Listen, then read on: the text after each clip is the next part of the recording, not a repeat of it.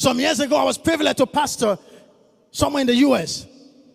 And we're searching for a property to acquire. And then we went somewhere with some leaders of the church and we began to look at the property. And in the course of looking at the property, someone came to us and told us that some other organization had already indicated interest and they were about to close on the sale of that property. So I told the leaders, let's go back. Let's leave it, let's go back. The following morning, the next morning, as early as 7 a.m., we saw a lineup of vehicles, these huge trucks, heavy trucks, lineup of them, a couple of them parked in front of the church. So I asked, who are those ones? And they said to me, they are the owners of the property you went to see yesterday. I said, okay, take them to the conference room. And they took them to the conference room and they were there waiting. Then we took some time, relaxing, allowing them to wait.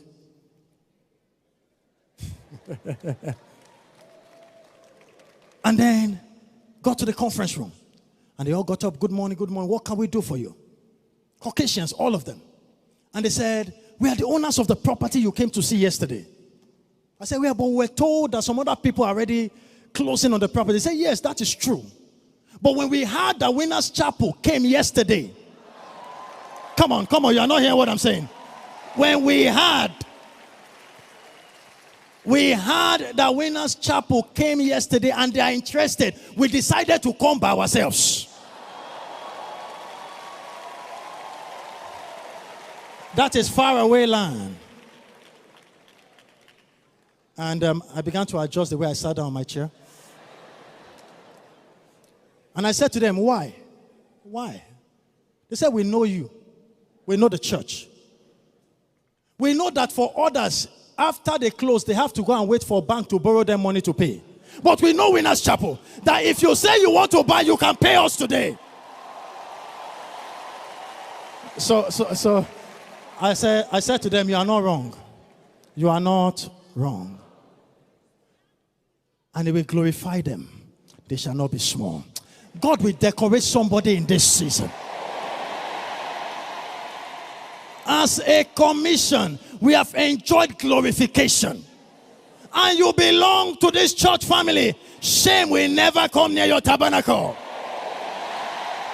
You are shouting amen. Your voice is the loudest.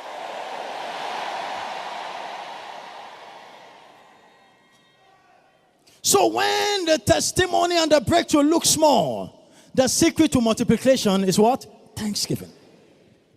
Hi guys, this is Emeka Anslem and I welcome you to my YouTube channel. I just want to say thank you for always coming back and back again to my channel to watch my content. I really hope that they've really been a blessing to you. Alright, let's get back to this video and be blessed. Cheers. So every time you receive fresh blessings and you want that blessing preserved, add the preservative of thanksgiving.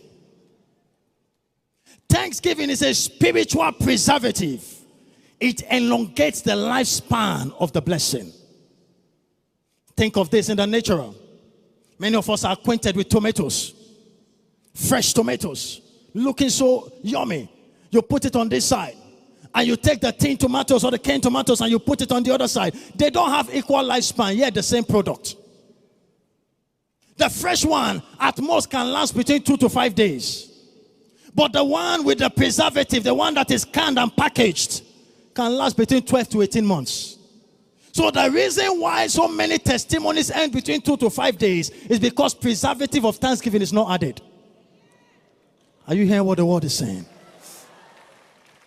So every time you want the testimony prolonged, the act of God extended, simply add the preservative of thanksgiving.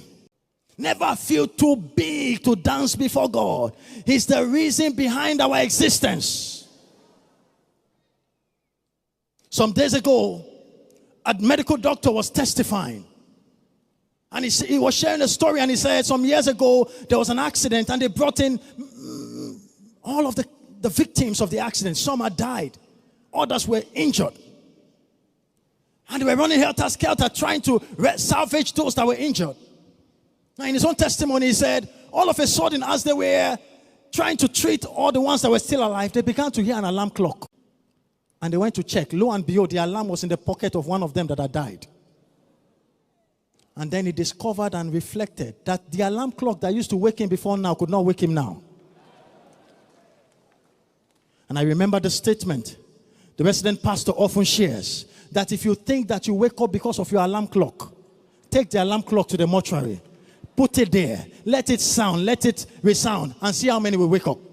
I lay me down, I slept, I awoke because the Lord sustained me.